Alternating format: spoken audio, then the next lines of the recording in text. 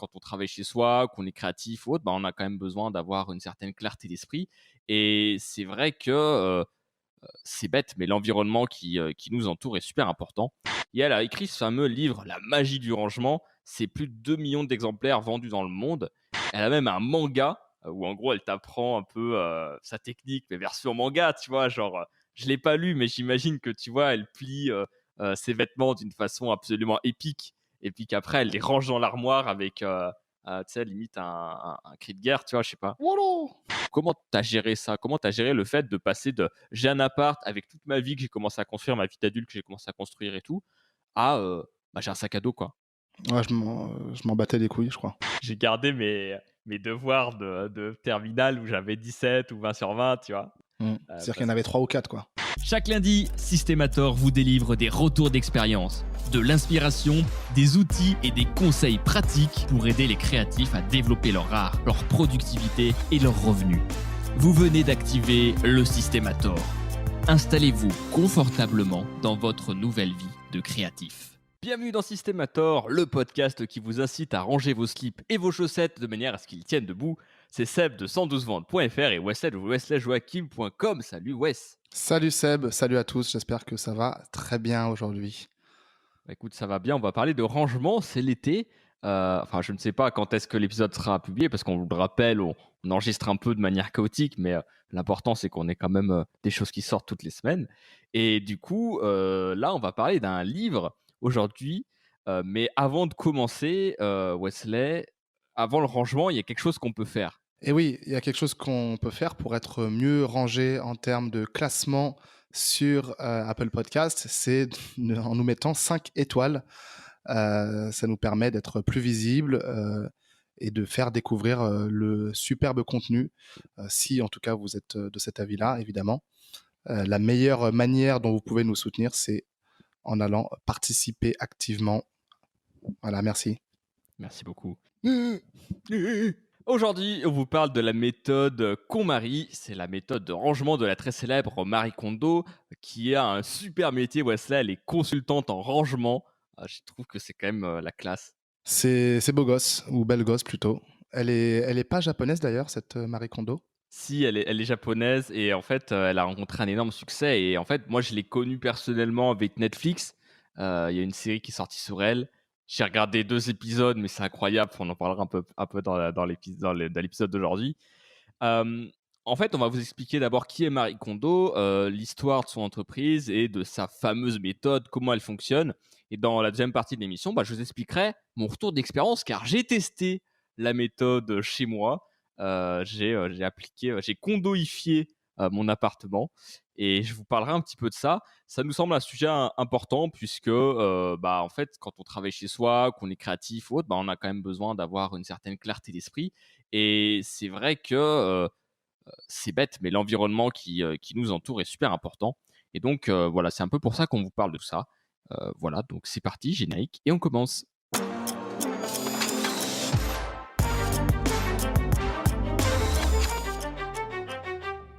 Alors, c'est quoi le KonMari? KonMari, donc, ce qui est en fait la technique, la méthode, le nom de la méthode de la personne, qui donc en fait un mix entre Marie Kondo, en fait, tout simplement le nom de la consultante en Sa rangement. créatrice. Voilà, sa créatrice, effectivement. Alors, comment je suis tombé là-dessus? En fait, j'ai été frustré, je me retrouvais, tu vois, j'avais loupé, j'ai loupé un bus, en fait. Alors l'histoire de ce livre, c'est incroyable. J'ai loupé un bus parce qu'en fait, je me suis trompé de gare et en fait, tu vois, j'arrive, tu vois, j'avais le bus à 10h15 et donc en plus, j'y suis allé super tôt. J'étais arrivé peut-être 1 heure en avance, à la gare de Pardieu, pour ceux qui connaissent un peu Lyon, et j'arrive là-bas et le temps passe et là, il est 10h15 et toujours pas de nouvelles du bus. 10h20, toujours pas. Je me dis: «C'est pas possible». Et je regarde mon billet et en fait, il se prenait à l'autre gare, à l'autre bout de la ville. Ah, du coup, j'étais un peu triste. Et donc, en fait, je me retrouve à la Fnac du coin et je tombe sur ce bouquin, mais totalement au hasard. Et j'en avais déjà entendu parler puisque j'avais déjà regardé un épisode de la série Netflix de Marie Kondo. Et je vois ça et je fais, allez, vas-y, je le prends. Je prends le bouquin et, et je l'ai lu littéralement en 30 heures, quoi. J'ai jamais fait ça de ma vie. 220 pages. Moi, je suis pas un grand lecteur à la base. Et je sais pas, j'ai vraiment eu j'étais fasciné par le bouquin. Je trouve qu'il est super bien écrit, super simple, super facile. Et en fait, il rentre vraiment tout de suite dans le vif du sujet. Et du coup, j'ai été super motivé par la promesse générale qui est en fait comment est-ce qu'on peut transformer son espace et ranger une fois. Et je me suis dit du coup que pour Systemator, c'était quand même un bon truc puisque, comme je vous l'ai dit, bah, l'environnement qu'on a, donc notamment chez soi et l'espace où on travaille, puisque du coup, elle intervient dans les maisons des gens, mais aussi dans les bureaux d'entreprise. Et du coup, elle aide à clarifier l'environnement qui se trouve autour de nous, qu'est-ce qu'on a, qu'est-ce qu'on possède, etc., pour que tout soit rangé et que du coup, bah, tu l'esprit plus zen, plus posé. Je sais pas si ça te le fait, Wesley, mais c'est vrai que quand on est dans un environnement rangé, qu'il n'y a rien sur la table ou autre, on se sent tout de suite mieux, je trouve. Oui, tout simplement parce qu'il y a moins d'informations à traiter de manière inconsciente par le cerveau. Mmh. Donc moins il y a de choses dans le champ de vision, et plus c'est propre également, et plus le cerveau peut se concentrer sur ce qu'il est en train de faire, en l'occurrence bosser par exemple. C'est clair que ça a un impact sur tout le monde, alors dans différentes mesures, mais l'ordre dans l'environnement, c'est bénéfique, c'est clair. Ouais, et en plus, j'avais vu une petite étude qui, enfin, ça, c'est pas tout à fait la même chose, mais ça donne un peu l'idée générale, c'est qu'en fait, ils ont fait des tests sur une classe d'écoliers et ils se sont rendus compte que la classe où il y avait rien affiché au mur, par exemple, avait des meilleurs résultats que la classe avec plein de posters, d'affiches, de trucs comme ça. Mmh. Parce qu'en fait, notre cerveau, il capte tout ça, il regarde ça, et en fait, il se concentre moins. Dans l'épisode précédent, on avait parlé justement du Japon et ce côté où il y a de la publicité absolument partout. C'est un truc de fou. Et c'est vrai qu'à la fin de la journée, je me sentais beaucoup plus fatigué. J'ai l'impression que le cerveau fondait, quoi, tellement il y avait d'infos, quoi. Enfin, je me suis un peu grillé le cerveau. C'était assez terrible. C'est pour ça que Marie Kondo a quitté le Japon, peut-être qu'il y avait Ouais, tout trop à de. fait. Je crois qu'elle vit encore au Japon, hein. Il me semble qu'elle est toujours basée au Japon. D'accord, bon. Donc, blague annulée. Euh, Vas-y, je te laisse enchaîner. qui est Marie Kondo? Bah, Marie Kondo, elle a 34 ans, elle est consultante en rangement et du coup en développement personnel, c'est un peu lié forcément. Et elle a écrit ce fameux livre, La magie du rangement. C'est plus de 2 millions d'exemplaires vendus dans le monde. Elle a même un manga où en gros elle t'apprend un peu sa technique, mais version manga, tu vois. Genre, je l'ai pas lu, mais j'imagine que tu vois, elle plie ses vêtements d'une façon absolument épique. Et puis qu'après, elle les range dans l'armoire avec tu sais, limite un cri de guerre, tu vois, je sais Un pas. super pouvoir, ouais. Ouais, voilà, en faisant des saltos, tu sais, un peu comme en lançant les shurikens un peu, mais pour ranger ses vêtements, Wouhou. un peu ça, quoi. Et elle a une série Netflix. Alors la série Netflix, j'ai regardé un épisode pour préparer l'épisode, pour préparer, Systemator. La première fois, honnêtement, j'avais regardé vraiment ça à l'arrache, j'étais en train de faire à manger ou quelque chose d'autre, donc en fait, j'ai quasi pas regardé l'épisode. Et là, je l'ai regardé, donc l'épisode 2, et c'est un truc de fou, quoi. Parce que moi, j'ai appliqué la méthode et je trouvais que j'avais déjà pas mal de choses inutiles. Mais dans la série, c'est un truc de fou, quoi. En fait, ils ont trouvé tu sais, les pires familles américaines possibles qui ont genre vraiment. Mais genre tout déborde. Mais enfin, ouais, tu devrais regarder, mais j'avais des frissons rien que de regarder ça, quoi. T'avais pas. Limite, t'avais pas un pied. Tu pouvais pas poser un pied par terre tellement il y avait d'affaires et c'est des trucs inutiles, quoi. Enfin, c'était absolument génial. Donc ouais, la série Netflix, c'est vraiment l'extrême de l'extrême des gens qui sont en bordel là-dessus. Mais bon, elle n'est pas vraiment représentative de l'humanité, j'ai envie de dire. Puisque là, De Monsieur Tout le Monde, ouais, ouais. là, c'est vraiment la consommation à outrance, quoi. Même s'il y a pas mal de gens qui peuvent être comme ça ou autre, mais là, c'était vraiment abusé, je trouvais.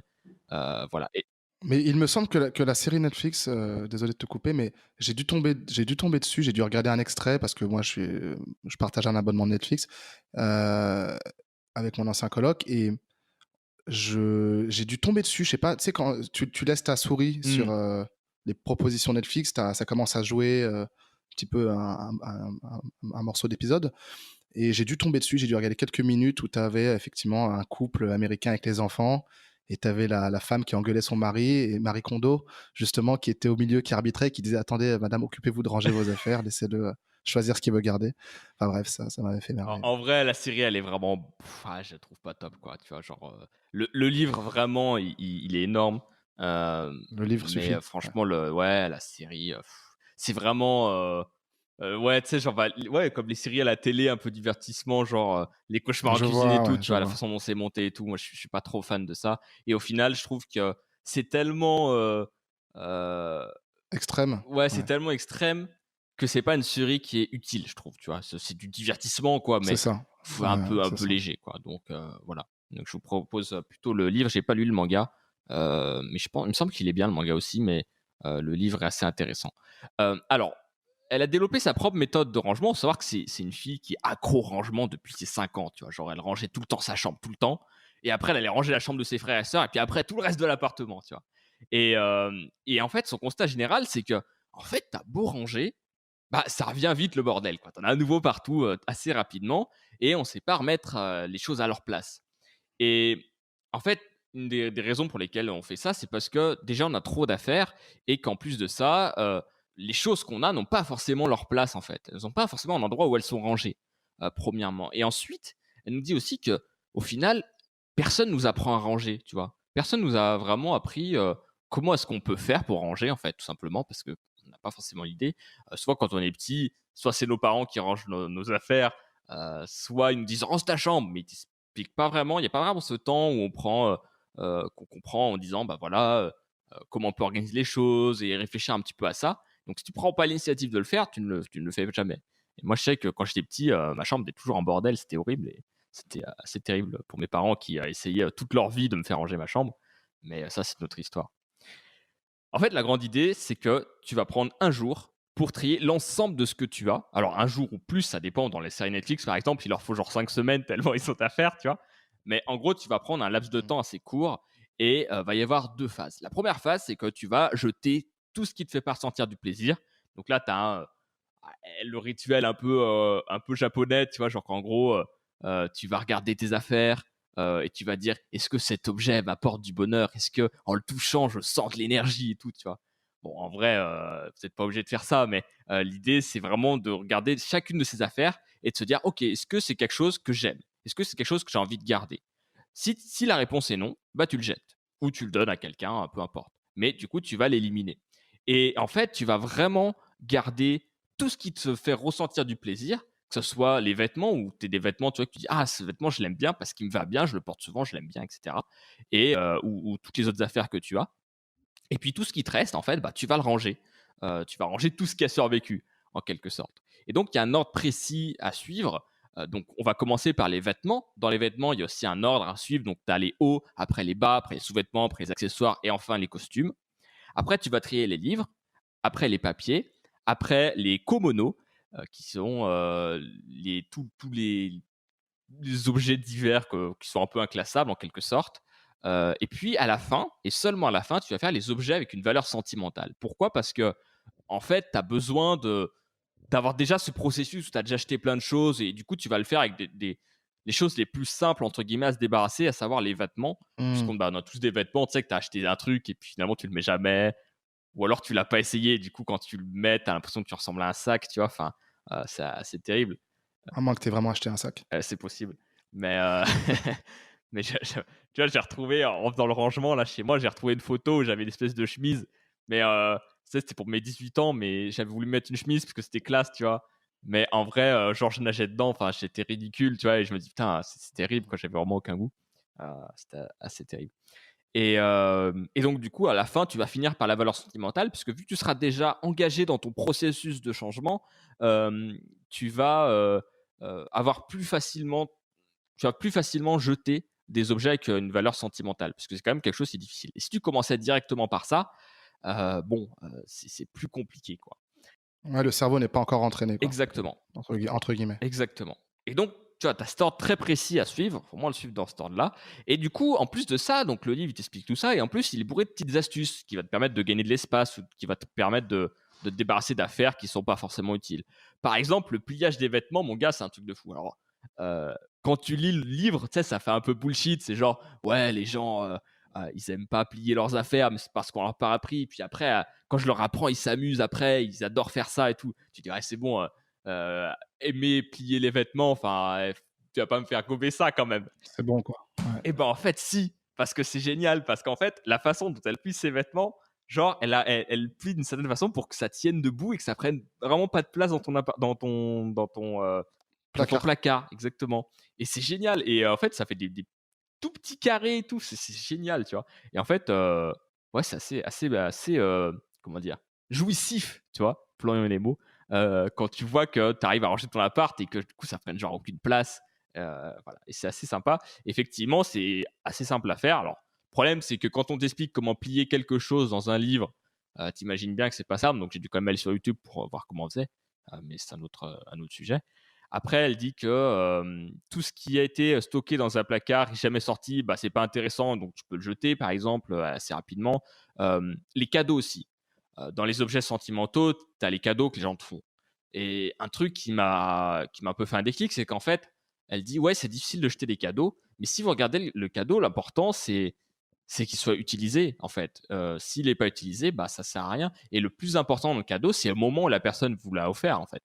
Tu vois. Ouais, ouais. C'est vraiment envie de te faire plaisir, quoi. Donc voilà. Et donc, à la fin de ça, on va avoir beaucoup moins d'affaires, mais par contre, on va aimer tout ce qu'on a et en prendre soin. Tu te souviens, je savais pas, dans un épisode, ma copine elle m'avait dit un truc, une phrase qui m'avait marqué, elle a dit moi, j'aime toutes mes affaires, tu vois.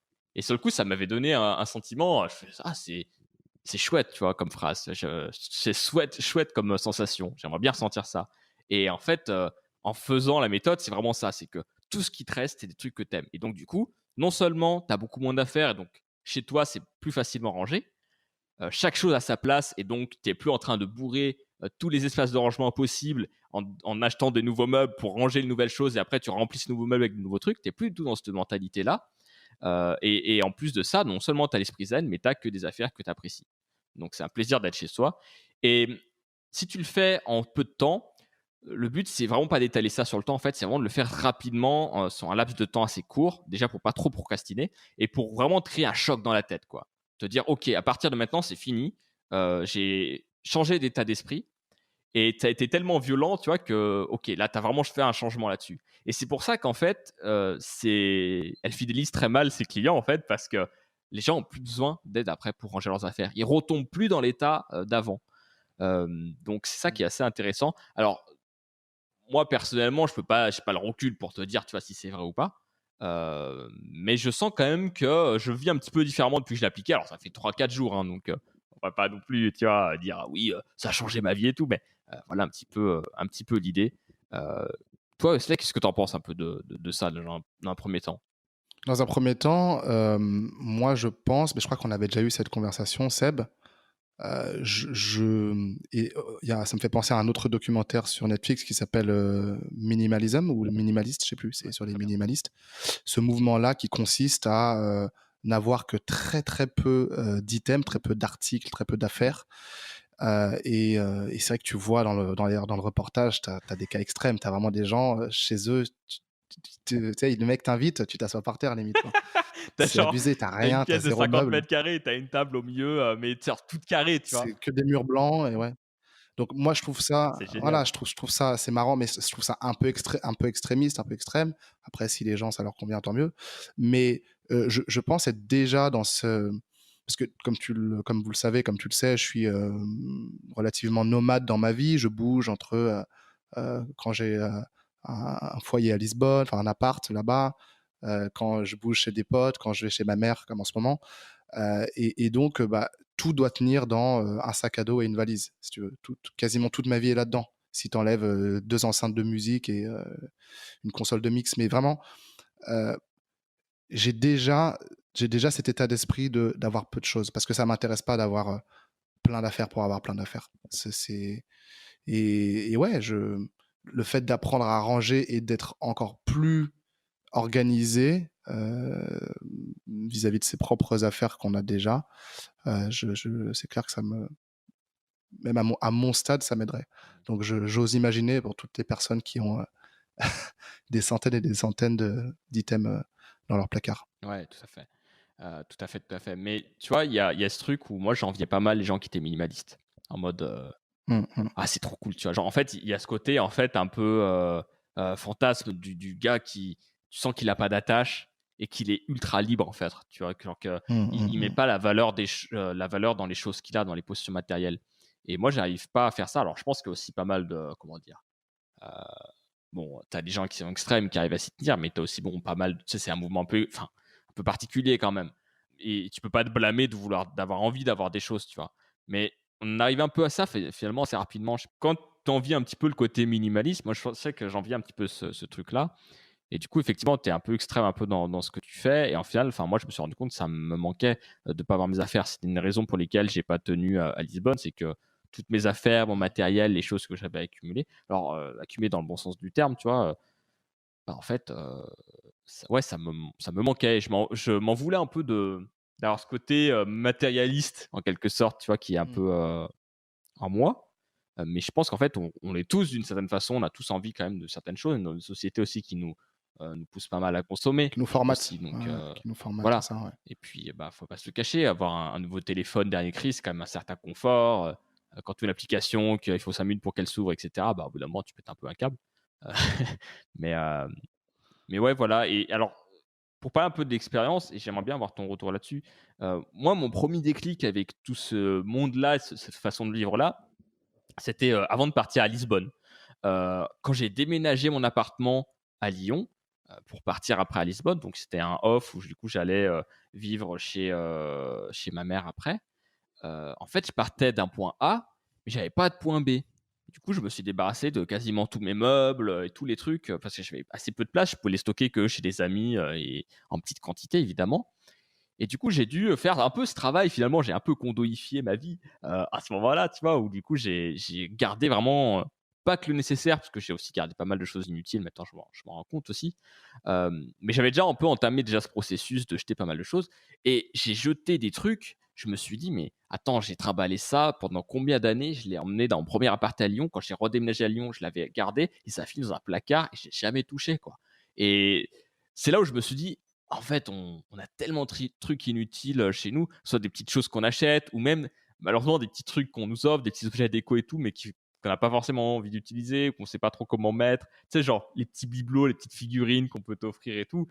Ah, ça, c'est un cancer, ça. Horrible. Et en fait, parce que Le cancer du bibelot. c'est trop ça. Et du coup, ouais, c'est sympa et tout, mais c'est vrai que du coup, c'est vrai que ça prend vite de la place, surtout si tu sais pas où le mettre. Après, si tu en as pas mal, pourquoi pas, tu vois? On a tous eu des petits trucs comme ça, mais enfin voilà, tu peux en avoir quelques-uns, mais voilà. Et toi, je voulais savoir un petit peu, bah, vu ce que tu me dis, toi aussi, tu as été un peu dans la même situation que moi, dans le sens où tu as eu un appart, tu devais partir d'un point A sans aller dans un point B, tu as rendu pas mal de choses et tout. Comment tu as géré ça? Comment tu as géré le fait de passer de j'ai un appart avec toute ma vie que j'ai commencé à construire, ma vie d'adulte que j'ai commencé à construire et tout, à bah, j'ai un sac à dos, quoi. Ouais, je m'en battais les couilles, je crois. C'est vrai? Non, c'était pour faire la réponse en mode Ah, Jean-Claude Van Damme. d'accord. Non, en vrai, même si j'avais ce premier appart, cette première coloc pendant 2 ans, euh, j'ai eu ce passage-là. Je crois qu'au fond de moi, je savais que j'y resterais pas très longtemps. Je savais que c'était passager.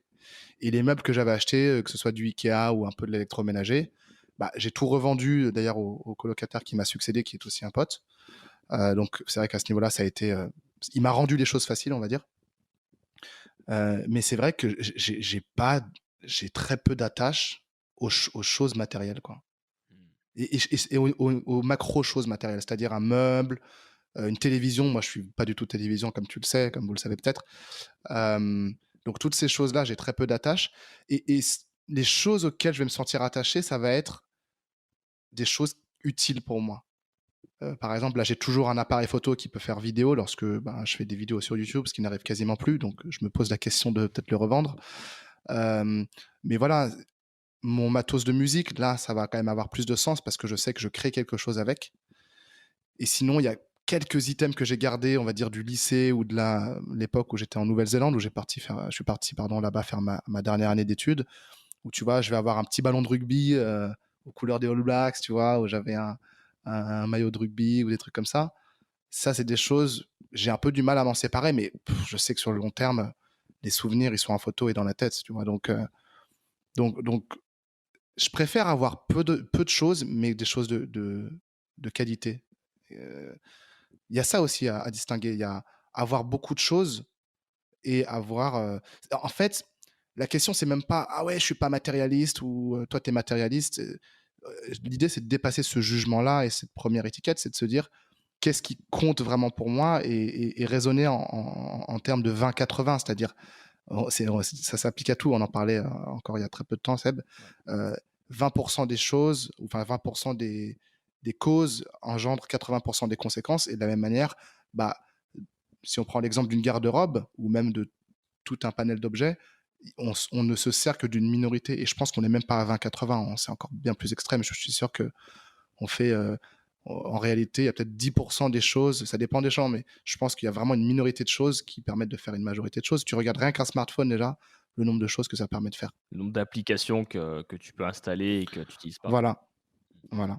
Aussi, mais ce que je veux dire, c'est que ouais, combien d'objets on utilise dans la journée, il faudrait faire des statistiques, des calculs. Il y a vraiment, c'est vraiment émotionnel en fait. Je pense que je sais pas si tu vas le développer et si Marie Kondo en parle, mais évidemment. Mais on attache un bagage émotionnel à quelque chose où on se dit ah, cette chose-là, je l'ai depuis X années, donc je devrais continuer à la garder parce que. Et en fait, cette histoire-là, elle tient pas vraiment la route, tu vois. C'est juste des histoires qu'on se raconte à nous-mêmes. Ouais, elle en parle pas mal. Alors, c'est pas un point que j'ai vraiment retenu parce que moi, j'avais déjà éliminé pas mal de choses. C'est vrai qu'il y a des trucs stupides que j'ai retrouvés et que j'ai gardés. Par exemple, j'ai gardé, j'ai gardé mes devoirs de terminale où j'avais 17 ou 20 sur 20, tu vois. C'est-à-dire qu'il y en Parce avait 3 ou 4, quoi. Ouais, c'est ça.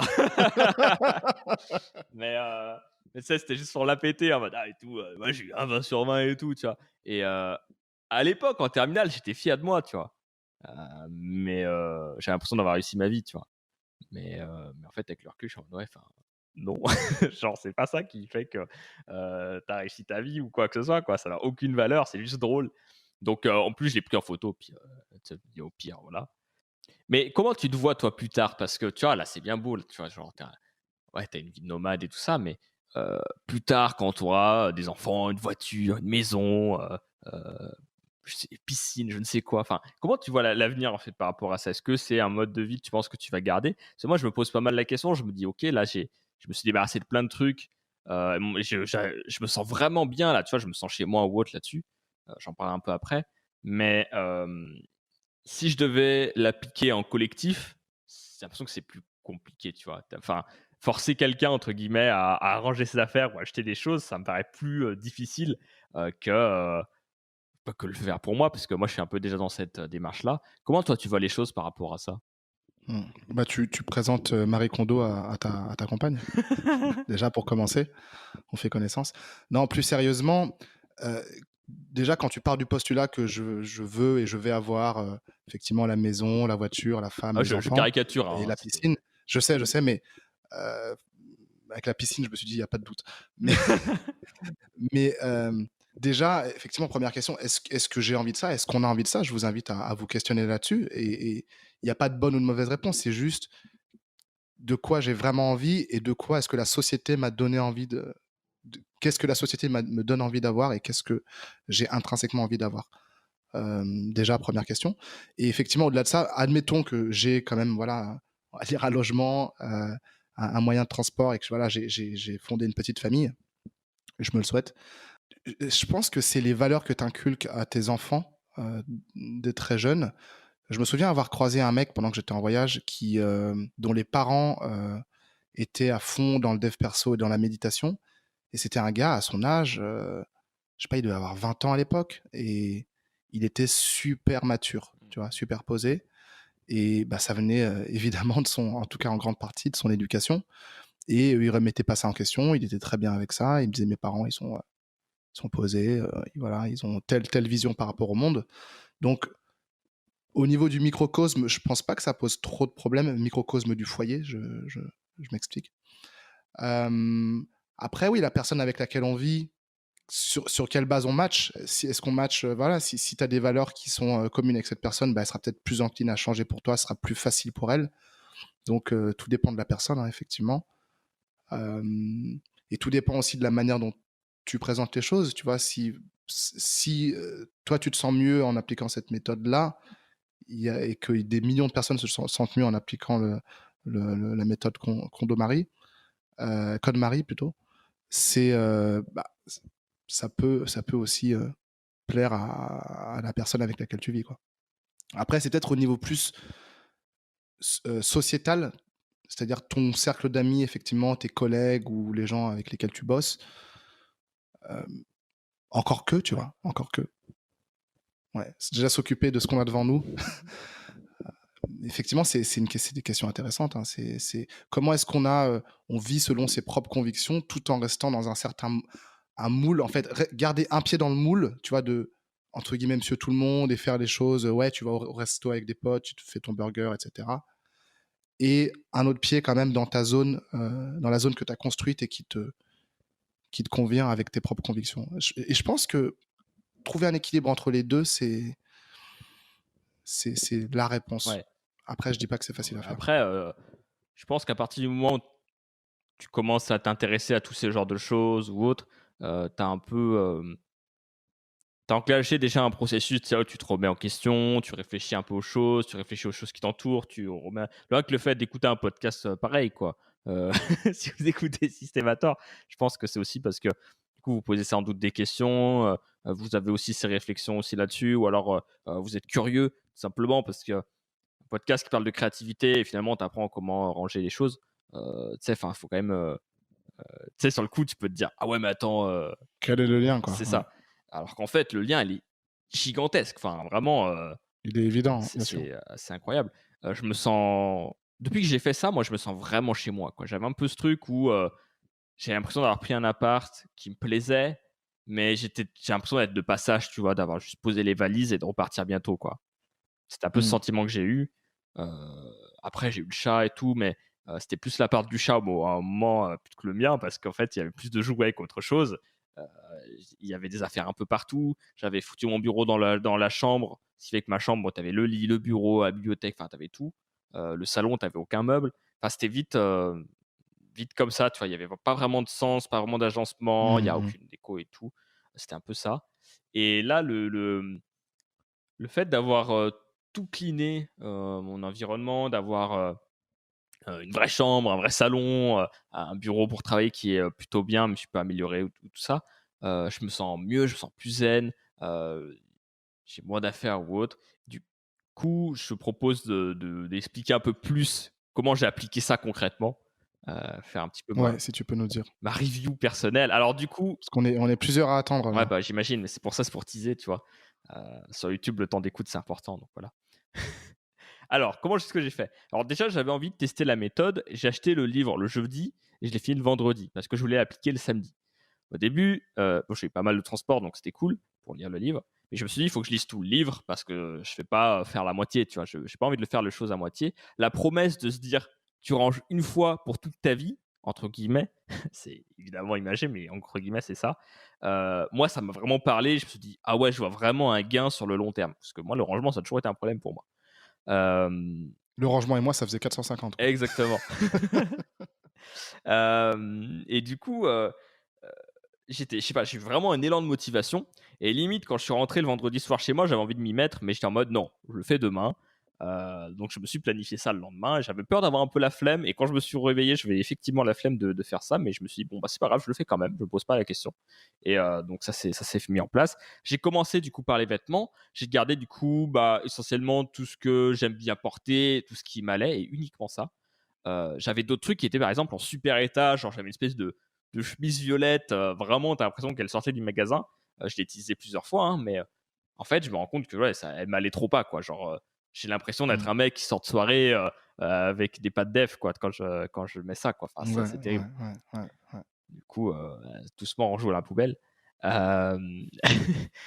Donc, j'ai fait ça. J'ai eu le moment chaussettes aussi qui était incroyable, parce que alors moi, depuis tout petit, ma mère m'engueulait parce qu'à chaque fois, j'avais une chaussette sur deux, tu vois. Donc, c'était assez terrible. Donc là, j'ai jeté tous les trucs où il n'y avait pas de paire. C'était assez magique. Donc, en fait, autant dire qu'il me reste 3 chaussettes aujourd'hui. Mais ça, c'est la vie. On est arrivé au livre. Et là, les livres, j'ai trouvé ça super intéressant parce que jamais de ma vie, je m'étais posé la question de est-ce qu'il faut que je jette des livres, tu vois. Surtout que moi, mes livres, c'est des livres, toujours des livres utiles, des livres business ou ce genre de choses. Par exemple, il y a la fameuse semaine de 4 heures. Tu as un livre que mon père m'avait passé qui s'appelle Savoir économiser. Genre de trucs, tu vois, que j'ai jamais lu. La semaine de 4 heures, je l'ai lu, tu vois. c'est le premier truc que j'ai fait quand lançant ma boîte, c'est d'acheter La Semaine de 4 heures et de le lire. Et effectivement, c'est un livre qui m'a marqué, mais aujourd'hui, ça m'a forcé à me poser la question. Je me suis dit, mais en fait, est-ce que La Semaine de 4 heures, tu vas le relire? Est-ce que ça te sert à quelque chose? Est-ce que c'est une philosophie finalement qui t'intéresse vraiment, tu vois? Et je fais, bah, en fait, pas tant que ça. Genre, c'est intéressant à lire, ça te met en perspective certaines choses et quand tu te lances, c'est bien. Mais en fait, j'ai fait le tour de ça, en fait, tu vois? J'ai l'impression d'être Mmh. sur un autre niveau par rapport au moment où je l'ai lu. Donc j'ai fait: «Bon, bah, en fait, je m'en sépare, j'en ai pas besoin», tu vois? Et donc pas mal de choses. Au final, j'ai gardé, 29 ou 30 livres, quelque chose comme ça.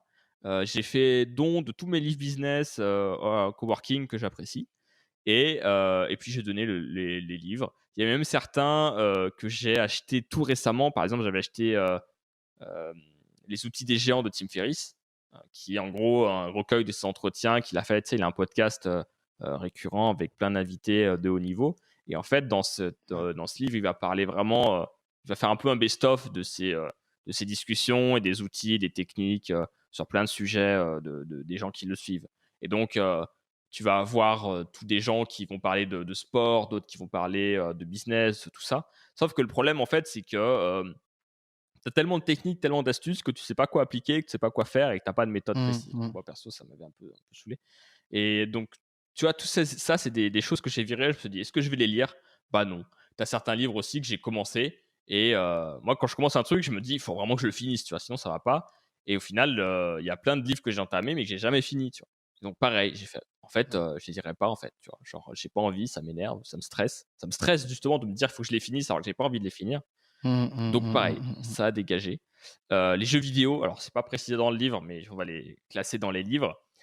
J'ai collectionné les jeux vidéo pendant un moment, ce qui fait que, voilà, j'en avais plein et j'aurais été incapable, tu vois, de m'en séparer, avant parce que c'était ma collection, quoi, c'était mon délire et en fait, quand les gens ils me disent: «Ah, tu dois kiffer les jeux vidéo et tout, c'est cool», je fais: «Bah, en fait, 70 j'y ai jamais joué». Et du coup, les gens étaient choqués. En fait, je me rends compte, oui, j'ai plein de jeux vidéo. Et du coup, les gens m'assimilent à quelqu'un qui est un gros gamer et tout, qui fait que ça. En fait, ça fait des années, même. Enfin, j'ai jamais beaucoup joué, en fait, dans ma vie, tu vois. Mais je sais pas, j'aimais bien Mmh, cette mmh, je culture, vois. j'aimais bien tout ça. Et j'avais plein de jeux, mais auxquels je jouerais jamais, en fait, tu vois. Et pareil que les livres, j'étais en mode, ah ouais, un jour, il faudrait que je le fasse. Sauf que tu es en mode, ok, par quoi je commence? Il y a tellement de choix, j'ai pas le temps de tout faire, tu vois. Donc, en fait, c'était plus stressant qu'autre chose. Et du coup, j'ai gardé vraiment que ceux que j'adorais, qui m'ont vraiment marqué dans ma vie, ou ceux auxquels j'avais vraiment envie de jouer, quoi, tu vois. Donc, j'ai plus Mmh, que mmh. ceux-là. OK. Les autres, je vais les vendre ou les donner à des potes. Et voilà, donc ça, puis après j'ai fait tout le reste, j'ai bougé des meubles, ce genre de choses, donc j'ai un peu réagencé, mon environnement et maintenant, bah, chez moi, chaque chose a sa place qui est vraiment précise, un emplacement. C'est vachement plus simple, c'est vachement plus agréable. Quand je vais prendre que ce soit un livre, mon ordi ou peu importe, bah, il y a sa place et je le pose après, tu vois? Et du coup, j'essaie de prendre ce réflexe de me dire: «OK, bah, par exemple, mon ordinateur portable, quand je le prends, il a sa place après. Une fois que je ne m'en sers plus, je vais aller le poser sur son socle, tu vois? Où je vais le recharger et tout. Mmh. Et vraiment prendre c'est un peu cette dynamique de faire ça, pour tout, même pour les livres ou ce genre de choses. Même quand j'ai un livre que j'ai pas forcément fini, bah, je vais les ranger et comme ça, tu vois, j'ai des livres, qui sont bien en évidence. Il y a juste que ce que j'aime, tu vois, là-dessus. Puis j'ai ma petite déco tranquille Ouais. et voilà. Donc vraiment, je suis super content d'avoir appliqué cette méthode, ça me fait un bien fou. Je suis content d'être chez moi, je me sens bien chez moi, je me sens entouré que de trucs que j'apprécie et ça fait, ouais, c'est plutôt pas mal, je trouve. Je suis, bien content, d'avoir fait ça, quoi. Bravo pour ça me donne envie de le lire, ce livre. Bah, parfait, mais alors du coup, toi, tu changeras que ton sac à dos, quoi. Tu sais que chaque poche, elle serve à quelque chose, tu C'est vois? ça. Ce genre de choses, quoi. Un commentaire par rapport à ce que j'ai dit, des questions, Wesley, Bah, qu'est-ce que ouais, tu comme tu penses? dis, on attend de voir, ça sur le long terme. Ça se trouve, dans 3 jours, ça va être terrible. À voir si ton côté bordélique reprend le dessus ou si, cette méthode-là tient. Mais effectivement, avoir le moi, ça m'a marqué ce que tu as dit à la fin, avoir le bon réflexe de remettre les choses à leur place. Je sais que c'est quelque chose que ma mère m'a beaucoup dit quand j'étais petit et me le dit encore quand je suis chez elle. Vraiment de voilà, elle a cette phrase, c'est: «De toute façon, il faudra le faire». Et donc, plutôt que de mettre quelque chose, tu as quelque chose qui se situe à un point A, tu vas le mettre à un point B, par exemple, tu vois? Tu vas cuisiner et cetera, machin, et une fois que la poêle a été lavée, bah, tu la remets exactement à son endroit A, tu vas pas le mettre à un endroit C, tu vois? Tu vas pas le et et c'est du temps de gagner, quoi. C'est de l'énergie de gagner également, c'est de la bande passante mentale, gagnée, et ça demande un peu d'autodiscipline au début, mais effectivement, c'est bénéfique sur le long terme, c'est clair. Clair. Et puis il y a aussi ce côté aussi, alors moi c'est un truc qu'on fait pas mal dans ma famille, c'est vraiment prendre soin des affaires. Je supporte pas dès qu'il y a la moindre petite rayure sur mon Mac, alors que je le sors tout le temps, tu vois? Genre je le rentre tout le temps, enfin c'est normal d'abîmer les affaires, des usés en fait, tout simplement. Mmh. Mais vraiment essayer de prendre un maximum soin des choses qu'on a, parce que justement, bah, vu que c'est des choses qu'on aime, et ben, on leur donne un soin particulier, tu vois? Mmh. Moins tu as d'affaires, plus c'est facile de faire ça, et du coup, tu vois, il y a les vêtements que j'aime particulièrement, je les ai depuis peut-être 5 ans, tu vois? Je vais pas faire les soldes tous les mois et tout, et en Mmh. fait, ouais, ils sont encore en bon Tu les état. portes jamais, quoi, du coup? C'est ça, exactement. Non, non, ils sont encadrés, J'en tu prends vois? tellement soin. Ils sortent jamais, ils sont sous cadre. Non, ils sont sous blister. Non, mais en vrai, tu vois, non, enfin des trucs que j'aime, mais en tout cas que je porte souvent, mais du coup, j'en prends soin, tu vois? J'essaie de faire en sorte de faire attention aux choses. J'aime bien que, par exemple, mes livres, ils soient nickel. Je déteste, tu vois, quand je transporte un livre ou autre qui s'abîme et tout, ça me rend fou, quoi. Même qu'une page soit pliée, je suis capable d'arrêter de lire le livre pour ça. Enfin, c'est vraiment Ah ça ouais. me rendait malade parce que j'aime vraiment pas abîmer les affaires. Hem et du coup, ouais, ça me donne envie vraiment de prendre soin à fond des choses, d'aller encore plus loin, Mmh, là-dedans, mmh. et de me dire: «OK, mais les choses que j'ai achetées, j'ai dépensé de l'argent pour ça, j'ai mis de l'effort, il faut que j'en prenne soin tout simplement, quoi». Mmh. Ouais, ouais. Là-dessus, c'est vrai que je suis pas aussi sensible que toi sur, le soin apporté à mes affaires. Alors je fais gaffe quand même, hein, c'est clair, hein, je vais pas m'amuser à faire tomber mon smartphone pour le faire tomber. Heu, mais effectivement, je suis un peu plus, on va dire à ce niveau-là utilitariste. C'est-à-dire qu'un livre, ça a une fonction, un ordinateur, ça en a une autre, et puis, ben, tant que ça fonctionne, Mmh mh. ça, tu vois? Mais encore une fois, dans la mesure du possible, je fais attention. Mais je vais pas m'arrêter de lire le livre s'il est corné, ou effectivement mon MacBook, il est très usé, mais ça fait, voilà, 7 ans que je l'ai, Oui, il c'est tache clair. partout, faut que je le nettoie un petit peu, mais voilà. Parce que là, je suis en train de l'inspecter pendant que je parle. Enfin, voilà, quoi. Non, mais heu, c'est clair. Moi, c'est quelque chose, ouais, auquel je prends enfin, mais je mets pas mal d'importance. Je pense qu'en fait, je suis matérialiste, tu vois, là-dessus, mais pas dans Mmh. l'accumulation d'affaires, mais dans le fait, ouais, enfin, voilà, j'aime la grande idée. Accorder de l'importance et du soin aux choses matérielles que tu C'est possèdes. ça, et les sélectionner, quoi. Je pense que c'est la grande idée du jour, c'est un peu ça, en tout cas, moi, de ma façon de vivre là-dessus, quoi. Ouais, en mode qualité, quoi, Voilà, pas quantité. et du coup, par rapport à ça, si vous êtes un auditeur de qualité, vous pouvez aller nous laisser une évaluation à 5 étoiles. La transition de ouf, car c'est la quantité d'étoiles qui comptera sur le final. Exactement, et donc vous pouvez faire ça sur Apple Podcast, sur Deezer, Deezer, attends, j'ai un doute. Non, pas Deezer, Stitcher, pardon, et Deezer, je ne crois pas. Mais bon, personne n'utilise Deezer, donc c'est pas grave, on l'a mis pour la beauté de la forme, mais enfin, voilà, si vous êtes sur Deezer, bon, voilà. Donc vous pouvez le faire sur ces 2 plateformes-là. Si vous écoutez Spotify, ou que vous êtes sur Deezer, bah, déjà personne n'est parfait, mais en plus, vous pouvez du coup Mmh. partager le podcast, et ça nous aiderait beaucoup. Donc ça, plusieurs possibilités. Soit vous allez sur la chaîne YouTube, à mon nom, Sébastien Boer, 112 ventes, vous trouvez la vidéo correspondant à ça, et vous mettez sur Facebook, par exemple: «Waouh, c'est génial, j'ai trop envie de ranger chez moi maintenant», par exemple. Soit vous pouvez aussi trouver, bah, le lien de l'épisode. Vous avez souvent des petits boutons de partage, vous savez, sur les applications, et vous pouvez le partager pareil, soit directement sur vos murs Facebook, soit même les partager à un ami ou un proche à qui vous pensez, à qui ça pourrait aider. C'est la meilleure façon de nous aider. L'émission commence un peu à prendre, même si euh, visiblement tout le monde n'a pas mis, hein, d'avis, hein. Je ne regarde personne évidemment, hein, en Bah, ouais, disant on peut ça. pas trop voir Euh, là, de toute façon, mais Évidemment, mais vous le sentez. Si vous ne l'avez pas fait, vous pouvez avoir la conscience tranquille dès maintenant, en fait. Tu vois, c'est il ça, suffit juste c'est d'aller ça. sur l'application et puis de le faire. Ou sinon de trouver des gens qui ont des iPhones, de leur dire: «Hey, tu veux pas mettre un avis sur Apple Podcast?» Tu vois, quelque chose comme ça, quoi. Voilà.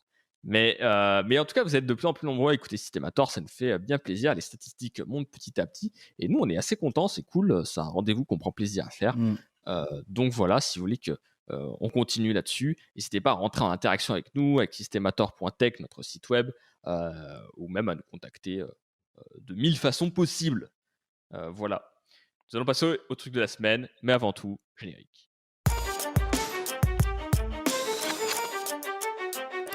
Alors Wesley, tu as un truc de la semaine, et je sens qu'on va pas être d'accord tout à fait, mais tu peux y aller. Bah oui, parce qu'on en a déjà parlé hors antenne.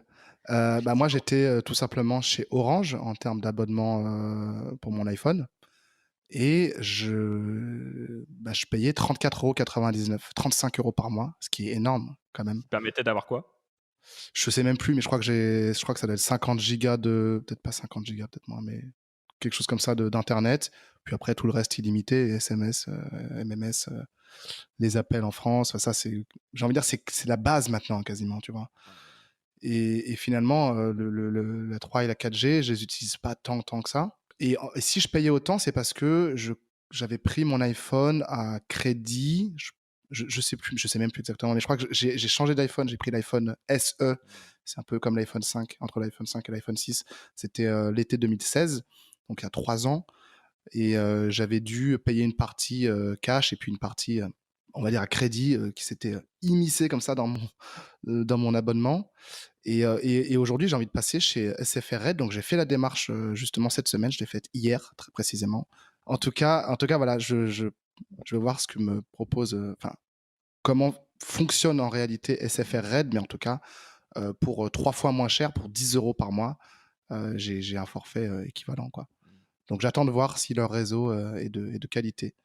Ouais. Donc, ouais, je suis là pour tes objections, je les attends. L'histoire a prouvé ce matin même, jour d'enregistrement, ce 13 août, c'est le jour où on enregistre, que SFR effectivement n'avait pas réussi à nous convaincre, en tout cas sur le forfait internet. En fait, on devait enregistrer peut-être il y a 5 heures, quoi. Et Wesley, du coup, se met dans une autre pièce de chez moi, et là, le Wi-Fi ne capte pas, quoi. Donc c'était assez terrible. C'était un peu triste. On a essayé toutes les possibilités possibles. On s'est raccordé à son téléphone, puis au mien. On a hacké un satellite dans l'espace pour essayer d'avoir Internet. Impossible que ça fonctionne. C'était assez terrible. En vain.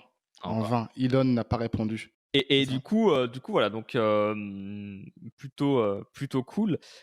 C'est super intéressant comme idée parce que quand même, en fait, c'est bête, mais je connais plein de gens qui payent super cher leur forfait de téléphone ou qui s'informent pas là-dessus, qui sont en mode bon, de toute façon, ça fait des années que j'ai mon forfait, j'ai pas envie de changer de numéro, etc. Et qui du coup C'est restent ça. avec le même opérateur. Et du coup, bah, le problème, c'est que on se retrouve souvent à payer de la blinde pour pas grand-chose, quoi. Tu vois, ce modèle-là, typiquement, il est un peu, je trouve un peu obsolète dans le sens où si tu veux un téléphone récent, bon, tu peux encore effectivement faire ça, mais du coup, tu te prends un crédit, donc il faut l'avoir conscience. Sinon, moi, ce que j'aime bien, c'est avoir mon téléphone et être totalement, le payer, sortir un bon billet là-dessus, parce que je vais garder plusieurs années si j'ai de la chance, ce qui n'a pas été le cas ces 2 dernières années. Je change de téléphone tous les ans à cause de problèmes mystiques. Euh, mais c'est une autre histoire. Et du coup, mais ce que je faisais, c'est que tous les ans à Noël, tu sais, t'as Free qui avait commencé à faire ça, à sortir un forfait où genre ça te coûte 3 ou 4 € par mois pendant un an. Et donc, j'ai pris Free l'année où ils ont fait ça. L'année d'après, les autres se sont alignés. Donc, je suis passé chez SFR, après chez Orange, après chez Énergie Mobile. Qu'il est malin, qu'il est Et tous les ans, filou. je changeais, tu vois. Et du coup, j'avais tout le temps la même offre. C'était génial. Donc, chaque année, je changeais et je repassais de l'un à l'autre comme ça. Donc, c'était plus pratique. Et du coup, en fait, c'est bête, mais ça nous fait faire énormément d'économies. En fait, si vous rapportez ça à l'année, si vous multipliez votre forfait, le prix de votre forfait par 12, bah ouais, 34 fois 12, c'est énorme, quoi. Ça fait quoi? Ça fait 300, 400 Bah, euros. je fais le calcul, regarde, je vais faire le calcul, tiens, 35 fois 12, et puis par rapport à ce que je vais payer, tiens, regarde, ça fait 420 effectivement, et si je fais, bah, du coup, 10 fois 12, ça fait 120, donc ça fait 300 € d'économiser, quoi, Carrément, sur l'année. Après, voilà, il y a un forfait aussi à 15 €, il faut voir en fonction de mes besoins, mais je pense que ça leur pose pas le problème que Ouais, tu non, mais upgrades. tout à fait. Et du coup, c'est Mais vraiment ouais. intéressant. Donc, et en soi, c'est vraiment aujourd'hui, c'est super simple de changer d'abonnement, quoi. Vous allez chercher votre numéro Rio. En gros, vous envoyez un SMS, vous passez un appel, vous cherchez comment obtenir son numéro RIO sur Google, Ouais. vous passez l'appel et c'est bon, quoi, c'est passé. Et derrière, vous avez votre code et votre code permet de conserver votre numéro de téléphone. C'est ça, c'est ça, c'est ce que Et j'ai après, fait. c'est fait en 5 minutes. Parce que moi, j'ai un numéro qui déchire quand même, hein. Je le donnerai pas en entier, mais il termine par 200 Ah, 900. ah c'est stylé un peu. Les gens pensent que c'est un numéro vert, enfin, tu vois? Le rose. C'est ça. Mais ouais, donc du coup, ça vaut vraiment le coup d'y réfléchir quand même là-dessus, je pense. Moi, ce que j'ai pris tel comme opérateur que je trouve vraiment pas mal, c'est écrit Prixtel. C'est un bon opérateur puisqu'il soutenait des podcasts il y a peut-être presque 10 ans, un petit peu moins, mais quand j'ai commencé à découvrir les podcasts avec No Watch, pour ceux qui connaissent peut-être, il y en a peut-être quelques-uns qui nous écoutent, peut-être qui connaissaient ça. C'est un groupement de podcasteurs, notamment sur la tech et pas mal de choses comme ça. Ceux qui ont plus de 40 ans. Exactement. Il y a Patrick Béja là, qui fait pas mal de podcasts là-dessus, qui fait le rendez-vous tech, ce genre d'émission. Et en fait, Pritel sponsorisait un peu ces émissions-là. Je les ai connus comme ça. Et en fait, ils ont un principe, c'est le forfait modulo. C'est-à-dire qu'en fonction, tu vas payer en fonction de ce que tu consommes. Par exemple, leur forfait. Alors là, je vois qu'ils ont une promo spéciale vacances. Vous voulez vous en parler, mais apparemment, elle finit, sauf si le timer est faux, mais elle finirait aujourd'hui. Donc, du coup, ça sera pas bon pour vous. C'est mort. Mais vous voyez que par exemple, là, le forfait général, c'est vous payez entre 10 et 20 euros. Et en fait, ça va dépendre de ce que vous consommez. Et donc, c'est des paliers et vous ne pouvez pas dépasser les 20 euros quoi qu'il arrive. Donc, si vous consommez beaucoup, vous voyez, c'est de 5 gigas à 50 gigas de 4G. Et donc, en fonction de ce que vous allez consommer, vous allez payer un certain montant, quoi. Ça vous permet de faire des économies, de payer vraiment ce que vous consommez. Ça, c'est plutôt cool. C'est un forfait que j'aime bien. Et en plus, on peut être sur le réseau Orange, qui est quand même de bonne qualité, je trouve. Ouais, j'avoue. Et toi, Seb, quel est ton truc de la semaine? Alors moi, j'ai lancé un carnet donc sur Notion. Donc, vous avez pas une Notion qui permet euh, de mettre des notes, en fait, simplement de créer des notes, des carnets sur De les des choses. stocker. Ouais. Et en fait, j'ai fait un carnet qui s'appelle Explique-moi. Et l'idée, en fait, c'est que ça part du principe que on retient bien mieux les choses qu'on réenseigne, qu'on réexplique à d'autres personnes.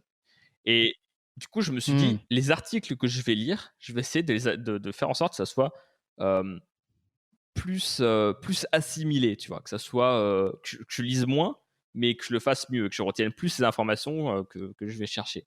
Et donc, du coup, j'essaie de faire en sorte de faire des mini-résumés pour moi, juste pour moi, dans un carnet qui s'appelle Explique-moi, où je vais faire un mini-résumé de ce que j'ai lu et de ce que j'ai compris, pour voir si j'ai bien compris l'histoire. Tu sais, souvent, tu lis des choses, et quand tu les réexpliques, tu dis «Ah, j'ai bien compris» et tout ça, et quand tu les réexpliques, tu te rends compte que ton histoire, elle a ni queue ni tête et que la personne, elle fronce les sourcils en mode «Arrête de. Enfin, j'ai rien compris, quoi». What? C'est terrible. Et donc, du coup, c'est un petit carnet que j'ai mis, et du coup, je fais une petite note. À chaque fois que je lis un article, je mets le lien de l'article et je mets en 3 points, les grandes idées en 3 points de ce que j'ai retenu. Par exemple, j'avais vu un article qui s'appelle «Pourquoi les gens ils filment les personnes en détresse au lieu de les aider». Et donc, les 3 grandes idées, c'est que on est plus à même de documenter les choses avec lesquelles on aurait pu aider, parce qu'on se dit que ça peut servir, par exemple, pour la police ou pour reconstituer les faits. D'accord, des preuves un petit peu. Ouais. Yes. La présence de caméras de surveillance, de smartphones, d'appareils photo, ça va augmenter la probabilité d'intervention des gens. Les gens ils vont se sentir plus responsables car vu qu'ils peuvent être reconnus, ils pensent que soudain leur réputation elle est en jeu, quoi. Donc il faut qu'ils agissent. Alors qu'en fait c'est souvent stupide parce qu'il y a plein de vidéos où en fait c'est hyper mal filmé, tu vois rien, la personne est loin donc tu ne reconnais pas. Mais en gros, vu qu'il y a si quelqu'un filme, en gros si quelqu'un est en danger, si tu sors ton téléphone, tu vas avoir plus de gens dans la zone qui t'entoure qui va aller l'aider, puisque le téléphone est sorti, D'accord. en fait. Et que Ouais. du coup, le gars va vouloir faire le héros. Et puis, filmer, c'est un moyen très immédiat de s'attaquer justement à un événement. En fait, ça va nous donner le sentiment de faire quelque chose au lieu d'être juste passif, tu vois. On va devenir une sorte de témoin actif. On a l'impression de faire quelque chose en filmant. Et les personnes qui vivent ce genre de choses, elles peuvent aussi être stressées, choquées, tu vois. Elles ont besoin un peu de se soulager ce qu'elles ressentent en le partageant à leurs amis. Donc, la meilleure façon de le faire, c'est de le filmer. En revanche, si la personne nous sort un Nokia 3310, il faut pas nous prendre pour des cons. C'est ça, exactement. Un 3310, ça peut être une bonne arme en revanche. Si Ouais, j'avoue, pour tu sais, assommer la personne, c'est pas mal. Ouais. Tu prends par l'antenne, tu sais, bam! C'est un peu comme cette pub où t'as la mamie qui se fait agresser, puis elle met un grand coup de sac dans le mec, et ça fait un espèce de sting. Et en fait, elle avait genre un appareil à raclette dans son sac à main. C'était une pub qui m'a beaucoup marqué.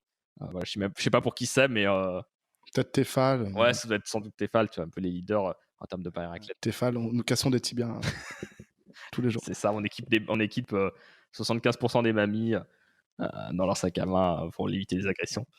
C'est assez génial.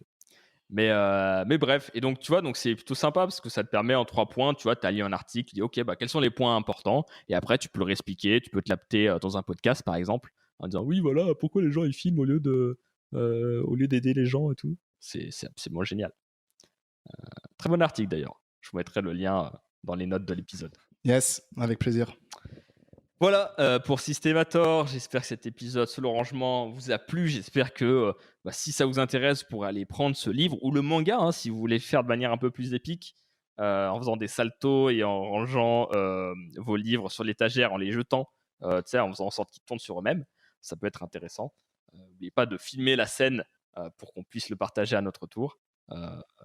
Voilà.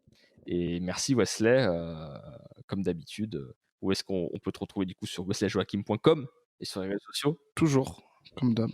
Comme d'hab. Parfait. Et toi, Sébastien? Moi, c'est sur 112ventes.fr. Sur YouTube, je suis en train de sortir plein de vidéos. Donc, allez-y, faites-vous plaisir. Et en plus, les Systémators sont diffusés à midi le lundi. Donc, en direct. En direct. Réagir en même temps, en direct, eh bien, c'est possible. Vous pouvez vivre ça pile à l'heure de manger. Donc, vous voyez, c'est la pause déjeuner. Vous passez à Systémator. Et là, vous passez un bon après-midi en général. C'est quand même prouvé scientifiquement. C'est bon ça. Écoutez, bonne journée et puis à bientôt. À très bientôt. Ciao, ciao.